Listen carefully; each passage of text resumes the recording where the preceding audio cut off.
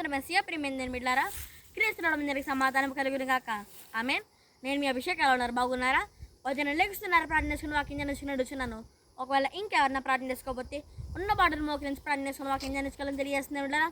తద్వారా దేవుడి మీతో మాట్లాడి మిమ్మల్ని ఆశ్రయించి మిమ్మల్ని విశ్వాసను ఆత్మీయతలను మరింత బలపరుస్తారని తెలియజేస్తూ ప్రతిదినము దేవుని వాగ్దానం అని అట్ల చక్కటి కార్యక్రమంలో వాగ్దానం చదువుకుందాం. నేను చదువుతున్నాను. నీ ప్రార్థనలన్నీ యెహోవా సఫలపరచును గాక. కీర్తనల గ్రంథము 20:5 కనుక నేను బిడ్డలారా ఈ వాగ్దానం ఏం తెలుసుకోవాలంటే ఇక్కడ దేవుడు మనకి ఏం సెలవిస్తున్నాడంటే నీ ప్రార్థనలన్నీ యెహోవా సఫలపరచును.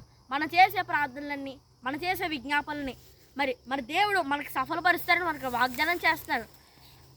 కనుక ఇది మనం ఏ సమయంలో అన్నా మనం అనుకుంటుండొచ్చు, ఒక్కోసారి దేవుడు నా ప్రార్థనలు ఆలకిస్తున్నాడా, దేవుడు నా ప్రార్థనలకు జవాబులు ఇస్తున్నాడా, నా ప్రార్థనలు సఫలపరుస్తున్నాడా అని మనం చాలాసార్లు అనుకుంటున్నాం. కానీ ఇక్కడ వాగ్దానం బట్టి చూసుకుంటే మరి దేవుడు మన ప్రార్థనలన్నీ సఫలపరుస్తారని మనకు వాగ్దానం చేస్తున్నాడు. కనుక మనం విశ్వాసం కలిగి ఉండాలని తెలియజేస్తున్నాయి ఉంటారా.